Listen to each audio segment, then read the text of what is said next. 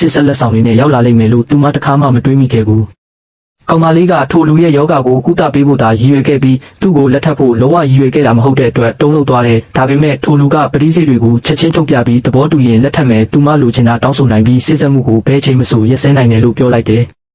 ပရိသေတွေကသူ့ကိုပိုက်ရှင်အဖြစ်ရွေးချယ်ပြီးသားဖြစ်ပြီးသူ့ကိုလက်ထပ်လိုက်ရင်ပရိသေတွေကိုလွတ်လပ်စွာအသုံးပြုနိုင်မယ်လို့ယုံကြည်တာကြောင့်ကောင်မလေးကလျင်မြန်စွာသဘောတူလိုက်တယ်သူမရဲ့မိဘတွေဒါကိုမြင်လိုက်ရတဲ့အခါထိတ်လန့်သွားပြီးသမီးကိုတားဆီးဖို့ချက်ချင်းဆွဲထုတ်ခေါ်သွားတဲ့ထိုလူဟာယောဂကြီးနေပြီးတိတ်မကြခင်တေဆုံးနိုင်တယ်ဆိုတဲ့ကောလာဟလတွေထွက်နေတာကို